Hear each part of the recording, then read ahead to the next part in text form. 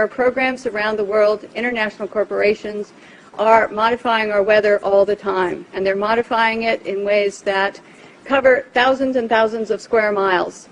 Most of it is chemically altered, so that what happens is that we are putting chemicals, ground-based chemicals that are shot into the air, or chemicals coming from airplanes that change and modify our weather. This is Craig's job, firing chemicals into the clouds in a controversial attempt to modify the weather. According to the World Meteorological Organization, 52 countries have a weather modification program.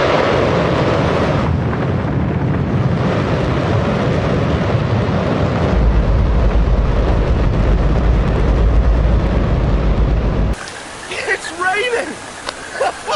That's unbelievable! Oh. NASA's playing God! It's making its own weather! Project Cirrus, a massive operation jointly conducted in 1947 with the General Electric Laboratory, the Office of Naval Research, the U.S. Weather Bureau, the U.S. Army Signal Corps, and the Air Force. We were talking about climate change yesterday, and now we're learning that scientists and researchers are looking at how to change the weather on purpose. That's right, lasers now could one day manipulate rain and lightning.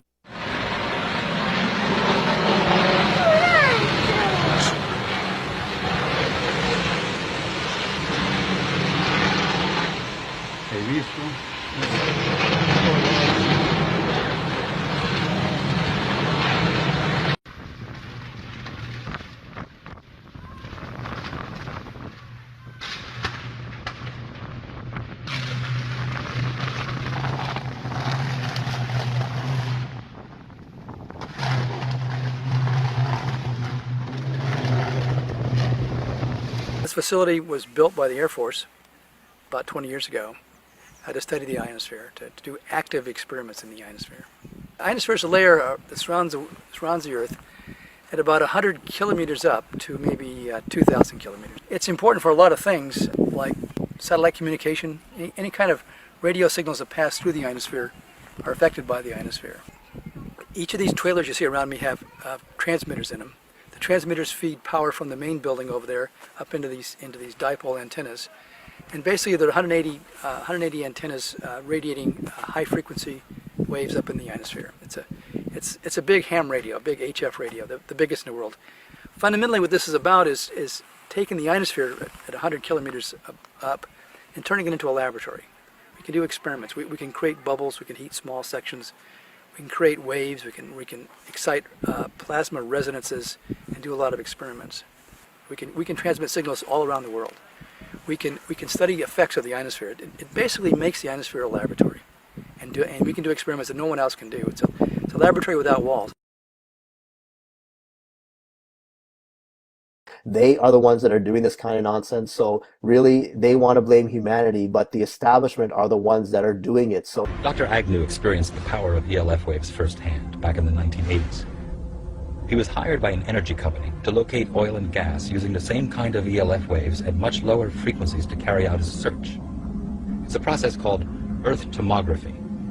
But during one particular incident, Dr. Agnew believes his use of HARP-like ELF waves accidentally triggered an earthquake.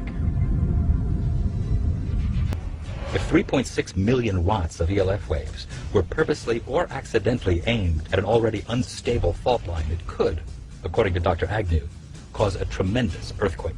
And the reason ice floats is that water has a peculiar property of being at the greatest density at 4 degrees centigrade. And I have a little blue iceberg here that I'm going to float in a volume of water. Nearly overflow, capsize the iceberg. Okay, settle down. I'm going to fill this up to nearly overflowing. As the ice melts, the volume does not increase of the ice-water combination, and so none of the water will spill out. And that makes sense if you realize that as the water melts, its density increases because it's turning back into liquid water.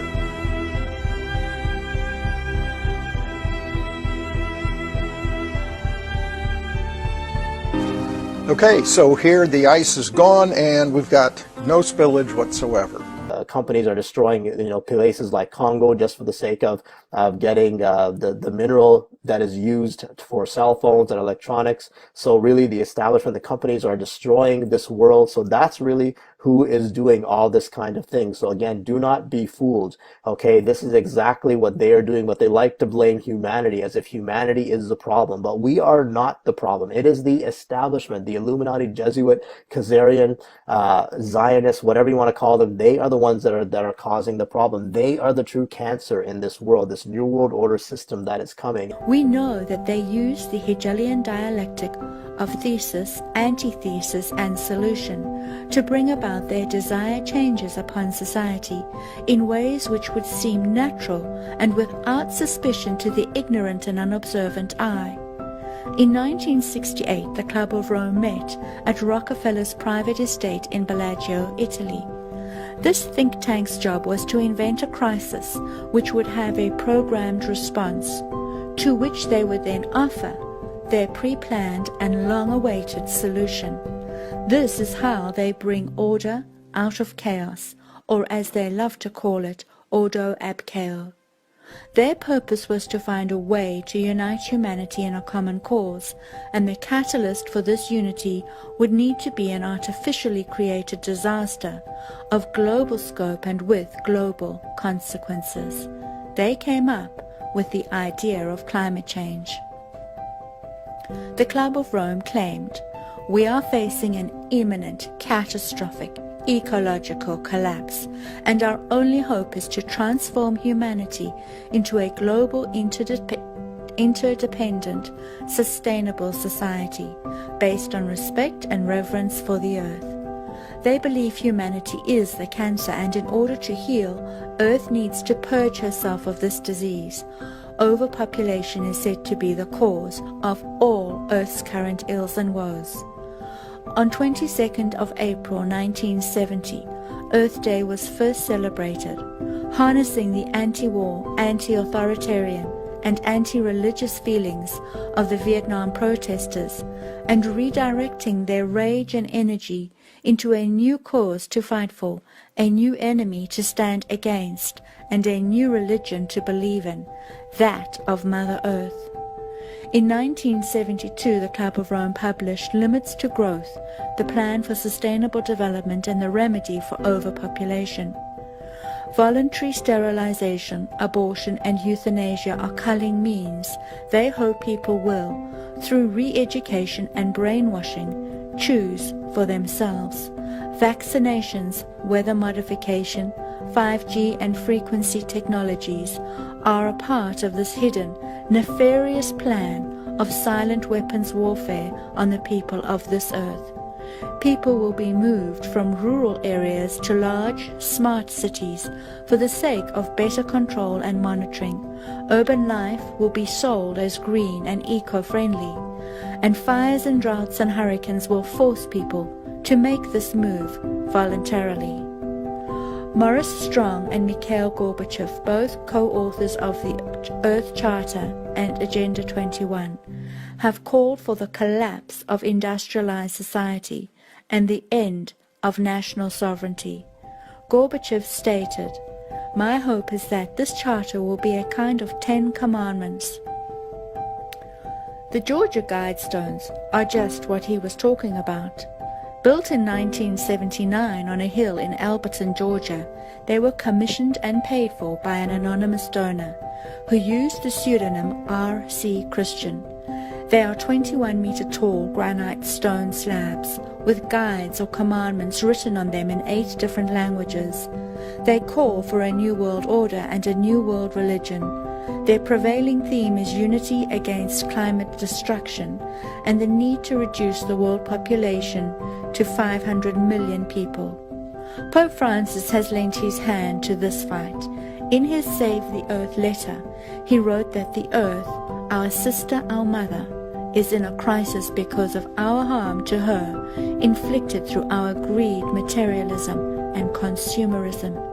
He called for swift action and change of lifestyles, while the earth cries and the poor suffer. He claimed that the environment crisis was a moral and ethical imperative.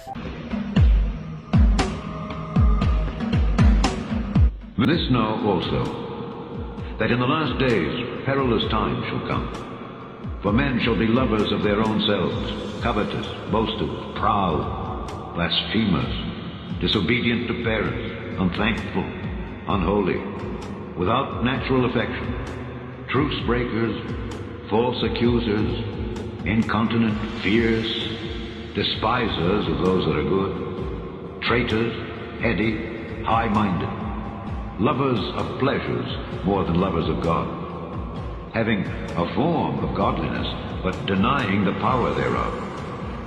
From such turn away. And because iniquity shall abound, the love of many shall wax cold. Let no man deceive you by any means, for that day shall not come except there come a falling away first,